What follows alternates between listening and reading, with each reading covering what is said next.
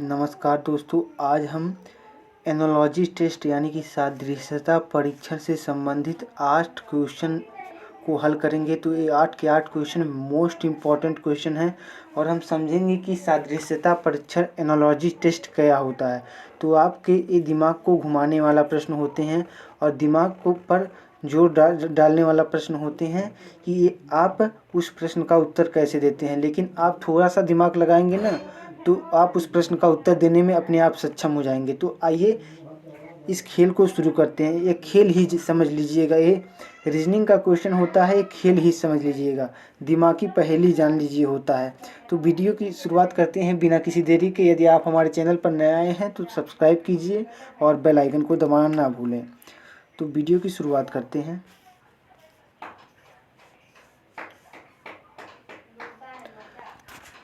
पहला प्रश्न है,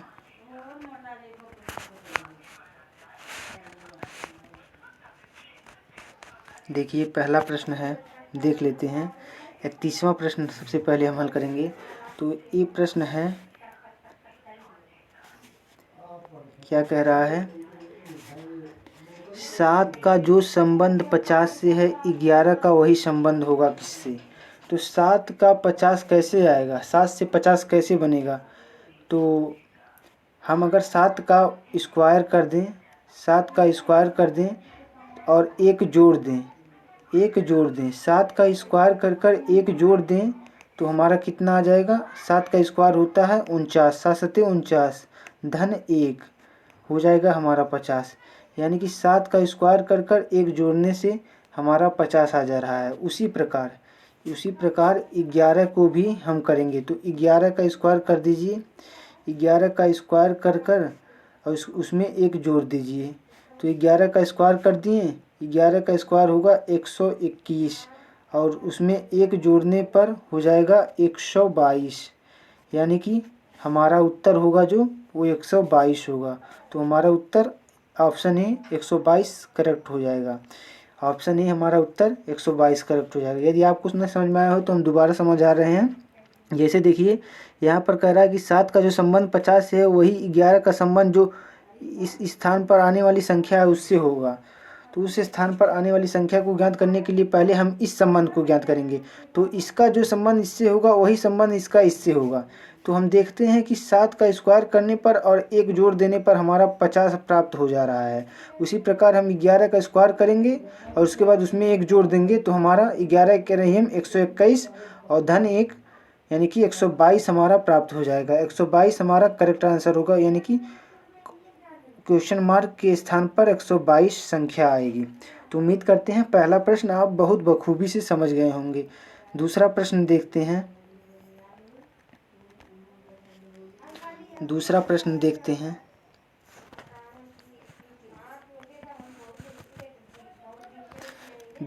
प्रश्न कह रहा कि 32वां प्रश्न, 12 का जो संबंध 36 से है 1/3 का वही संबंध होगा। आप बटे देखकर घबराइएगा नहीं, क्योंकि ये कुछ नहीं करेगा आपका। 12 का जो संबंध 36 से, यानी कि 12 का संबंध 36 से क्या होगा। तो हम देखते हैं कि 12 का अगर गुणा हम 3 में करेंगे तो हमारा 36 प्राप्त होगा। उसी प्रकार हम 1/3 का गुणा भी अगर हम 3 में करेंगे तो हमारी एक क्वेश्चन मार्क वाली संख्या प्राप्त हो जाएगी। तो 1/3 का गुणा 3 में करेंगे तो हमें 1 प्राप्त हो जाएगा, यानी कि 1 हमारा राइट आंसर हो जाएगा। ऑप्शन बी जो होगा वो हमारा राइट आंसर होगा। यदि आपको नहीं समझ में आ रहा हो तो हम दोबारा समझा दे रहे हैं।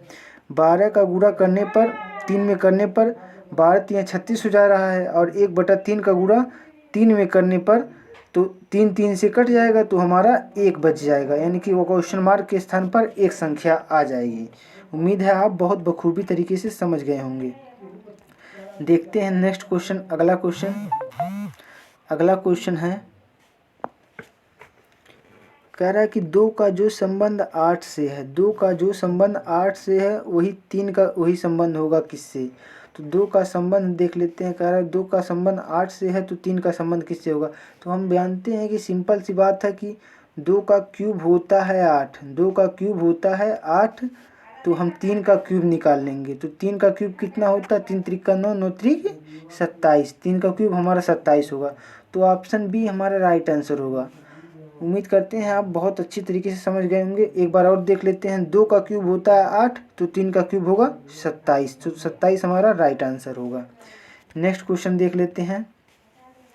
कह रहा है कि 9 का जो संबंध 81 से है 11 का वही संबंध होगा। तो 9 9 81 होगा, 9 का गुणा जब 9 में होगा तो 81 हमारा आ जाएगा। उसी प्रकार 11 का गुणा 11 में जब होगा तब हमारा 121 आ जाएगा, यानी कि 121 ऑप्शन सी हमारा राइट आंसर होगा। यानी कि वर्ग जिसको याद होगा यह क्वेश्चन कर लेगा। 9 9 81 होता है, 11 11 में 121, यानी कि इसका वर्ग 9 का वर्ग ज्ञात करने के लिए कहा है। तो वर्ग इसमें भी करेंगे, जब इसमें वर्ग किया है तो इसमें भी वर्ग करेंगे, तो फलस्वरूप हमारा 121 आंसर प्राप्त हो जाएगा। नेक्स्ट क्वेश्चन देखते हैं।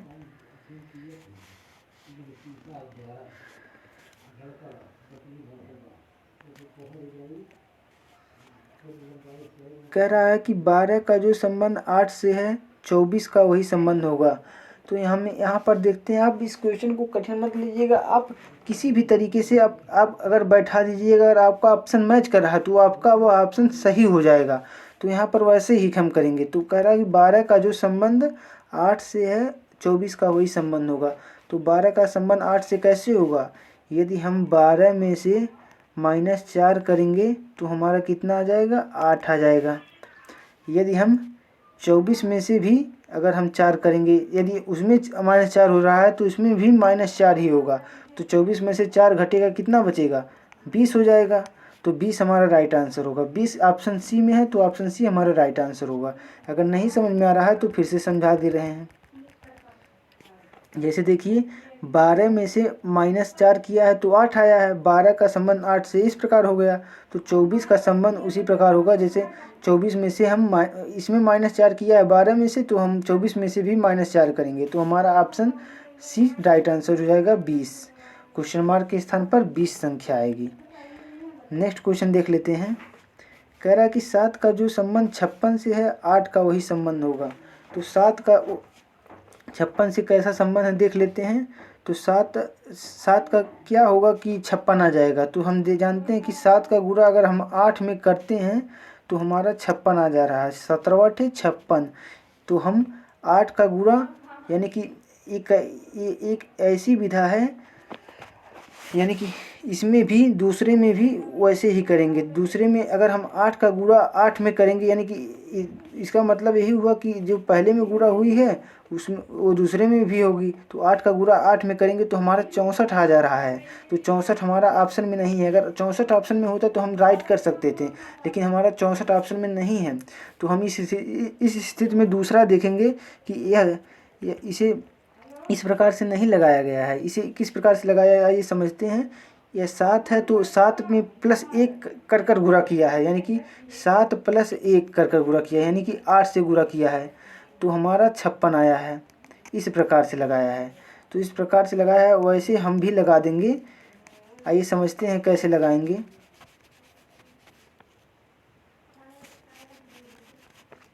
देखिए, उसी प्रकार 8 का गुणा किस में होगा? देखिए 8 है, मान लीजिए 8 कोई संख्या है, 8 हुए तो 8 का गुणा +1 कर लगा देंगे। तो 8 + 1 कितना हो जाएगा? 9। 8 + 1 हो जाएगा 9, यानी कि 8 का गुणा हम 9 में करेंगे तो हमारा 8 9 72 आ जाएगा। 72 हमारा राइट आंसर होगा। यदि नहीं समझ में आ रहा हो तो हम फिर से समझाने का प्रयास करेंगे। जैसे देखिए 7 है तो 7 में 56 कैसे आया है? तो 7 में 56 इसलिए ऐसे आया है, 7 का गुणा किया है 7 + 1 करके, तो आ गया है 7 × 8, 17 8 56, इतना आ गया है। उसी प्रकार 8 का गुणा किया है 8 + 1, तो हमारा आ गया है 8 × 9, तो 8 9 72, तो हमारा 72 राइट आंसर होगा। 72 हमारा राइट आंसर होगा। इस प्रकार उम्मीद करते हैं आप इस क्वेश्चन को समझ गए होंगे। नेक्स्ट क्वेश्चन देखते हैं। कह रहा है 100 का जो संबंध 10 से है 81 का वही संबंध है। तो यहाँ पर 100 हमारा वर्ग है, वर्ग है तो वर्ग का वर्गमूल, उसका 100 का वर्गमूल यहाँ पर देखते हैं हम 10 है, तो 81 जो वर्ग है इसका वर्गमूल क्या होगा, तो 81 का वर्गमूल होता है 9, 9 तो 9 हमारा राइट आंसर होगा। सिंपल सी बात है, 9 हमारा राइट आंसर हो जाएगा। जब 100 का वर्गमूल 10 हो जाएगा तो 81 का वर्गमूल भी 9 हो जाएगा, तो 9 ऑप्शन में है तो 9 हमारा राइट आंसर हो जाएगा। नेक्स्ट क्वेश्चन देखते हैं। नेक्स्ट क्वेश्चन कह रहा है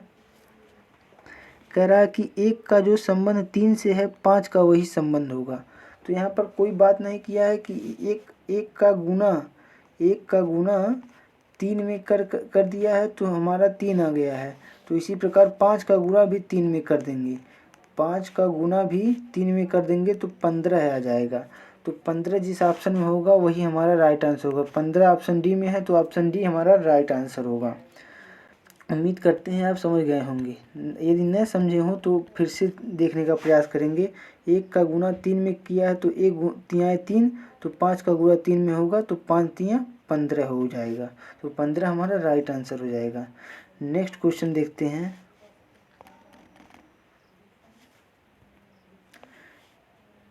कह रहा है कि 10 का गुना मतलब 10 का जो संबंध 21 से है 20 का वही संबंध होगा। तो 10 का 21 से कैसा संबंध होगा, तो 10 का अगर हम 10 गुना 2 करेंगे अब धन 1 जोड़ देंगे तो हमारा 21 प्राप्त होगा।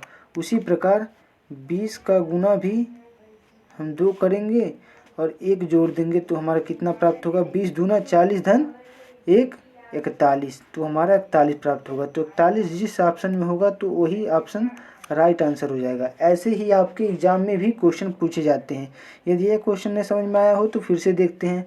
कह रहा है कि 10 का जो संबंध 21 से है 20 का वही संबंध होगा। तो हम जानते हैं कि 10 का गुणा 2 में करने पर और 1 जोड़ने पर 21 प्राप्त हो रहा है। तो उसी प्रकार 20 का गुणा 2 में करने पर और 1 जोड़ने पर हमें 41 प्राप्त हो जाएगा। तो 41 हमारा राइट आंसर हो जाएगा। उम्मीद करते हैं आपको एनालॉजी के अंकों वाले क्वेश्चन आपको बहुत आसानी से समझ में आ रहे होंगे। और हमारा यहीं तक वीडियो ख़त्म हुआ और उम्मीद करते हैं आप इस वीडियो को पूरा देखे होंगे। अगर पूरा देखे हैं तो आपका तहे दिल से शुक्रिया। और नए समझ में अगर आया हो आपको तो आप वीडियो को पॉज कर दोबारा देख सकते हैं और समझने का प्रयास कर सकते हैं, क्योंकि हमने बहुत गहराई से इस क्वेश्चन को समझाया है। तो मिलते हैं नेक्स्ट वीडियो में, तब तक के लिए जय हिंद, जय भारत, वंदे मातरम। वीडियो देखने के लिए आपका दिल से शुक्रिया।